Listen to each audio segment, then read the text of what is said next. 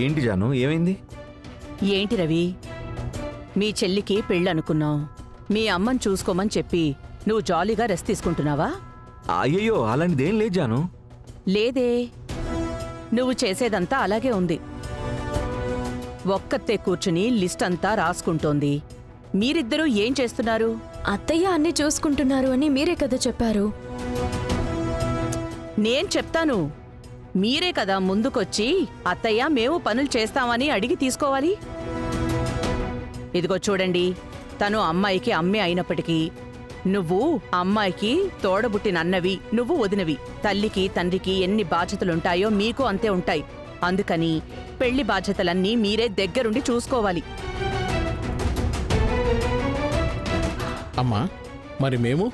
నువ్వు నీ భార్యతో కలిసి ఇంట్లో ఉన్న అన్ని పనులు చూసుకో. బయట పనులన్నీ వాళ్ళు చూసుకుంటారు.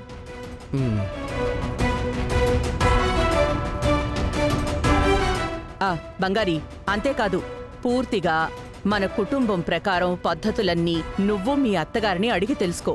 మీనా చెప్పినట్టుగానే ప్రతి ఒక్కటి జరగాలి. మీనా, అన్నీ నేర్పిస్తావా? నేర్పిస్తానత్తయ్య.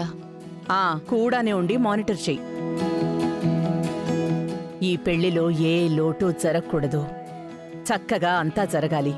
అప్పుడే రవి పెళ్లిలో జరిగిందంతా మర్చిపోతారు. అలాగే అత్తయ్య. బంగారి, రవిని తీసుకుని నేరుగా కాంచీపురం వెళ్ళు. ఇప్పటికే నేను పట్టుచీరలన్నీ ఆర్డర్ ఇచ్చేశాను. వాళ్ళు తీసి పెట్టుంటారు.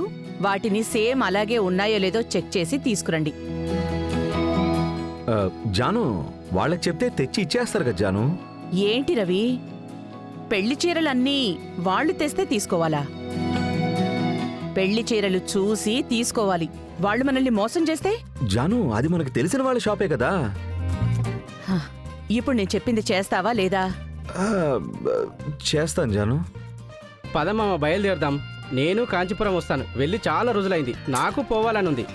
రే, నువ్వెందుకురా ఆవేశపడతావు? అవును జాన్సమ్మ, ఇప్పుడు ఇంట్లో పెళ్లి, తర్వాత నాకు పెళ్లి జరుగుతుంది కదా. ఖచ్చితంగా జరుగుతుంది కదా. నీకు వేరే పనుంది.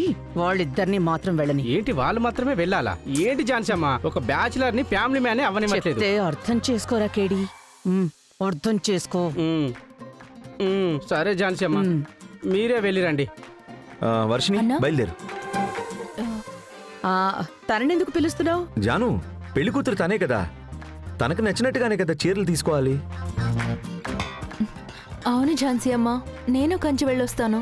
ఇది నా ప్లాన్ అంతా నాశనం చేసేలా ఉందే.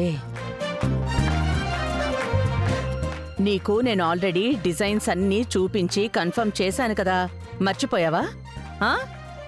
అవును. అవునా? లేదు లేదు, మర్చిపోలేదు. మరేంటి? అంటే నేనే నేరుగా వెళ్ళి చూసి. అందరూ ఇంటికి రాగానే చూసుకోవచ్చు, మాట్లాడకుండా ఉండు. బంగారి, మీరిద్దరూ వెళ్తున్నారు. చీరలు తీసుకుని నాకు కాల్ చేయండి. ఝాన్సమ్మ వేరే ఏదో ప్లాన్ చేసినట్టుగా ఉన్నారే. బయలుదేరండి. అలాగే ఝాన్సమ్మ. జాన్సమ్మ, నేను వద్దులేండి.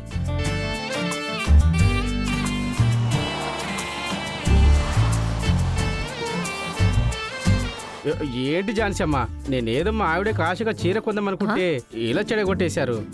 కేడి, నీకు ఆల్రెడీ ఆవిడుందా? ఇప్పుడంటే లేరులే, ఏదో ఒక రోజు అయితే వస్తారు కదమ్మా.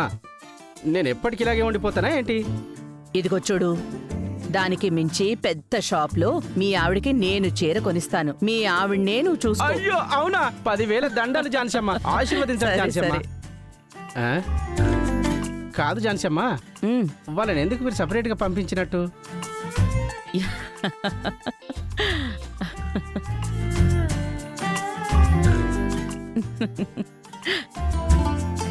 ఏంటి జాన్సమ్మ అలా నవ్వుతున్నారు? ఏదైనా కారణం ఉందా ఏంటి? ఇవాళ రాత్రి రవి, బంగారి ఇంటికి రావడం లేదు.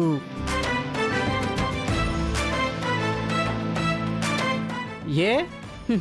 వాళ్ళు వెళుతున్న కార్ కరెక్ట్ గా పాండిచేరి రిసార్ట్ దగ్గర బ్రేక్ డౌన్ అయ్యి ఆగిపోతుంది. ఏంటి జాన్సమ్మ మీరు అంటుంది? బంగారి, ఆల్రెడీ ఆర్డర్ చేసిన చీర కదా, అన్నిసార్లు మళ్ళీ మళ్ళీ చెక్ చేయాలా? చూడు, ఇప్పుడు నీ వల్ల ఎంత లేట్ అయిపోయిందో. రవి, ఇప్పుడు లేట్ అయినంత మాత్రాన ఏమైంది?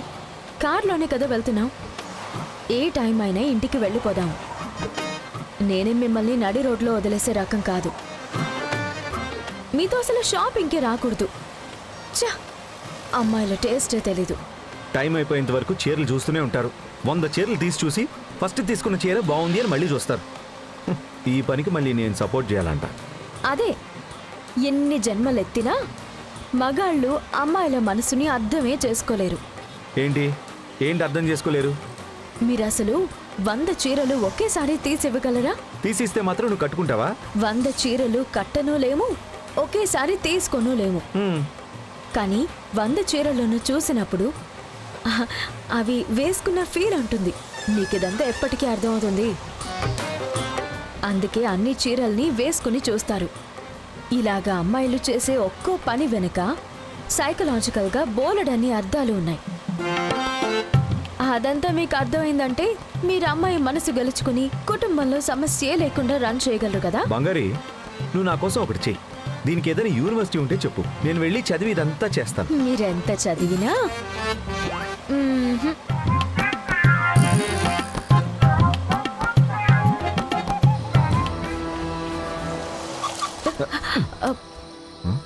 ఏమైంది? ఒక్క నిమిషం మేడం, ఏమైందో చూస్తాను.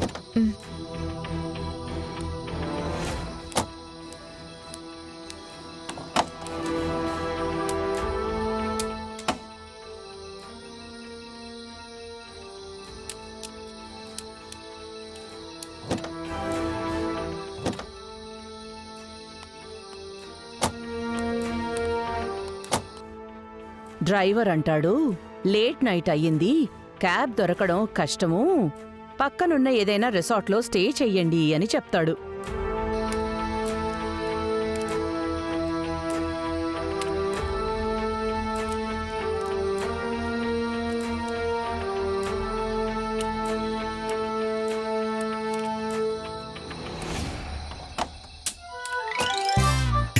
ఏమైంది?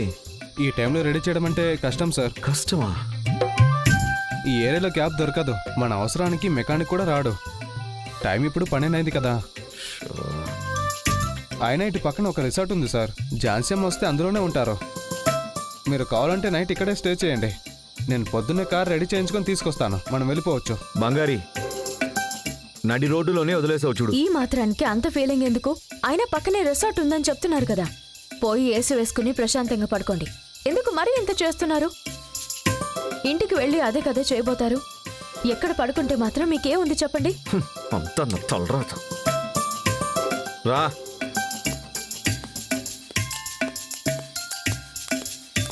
రవి రిసార్ట్కి వెళ్ళి రవి అని పేరు చెప్పగానే హనీమూన్ రూమ్ సంబంధించిన కీస్ ఇస్తారు.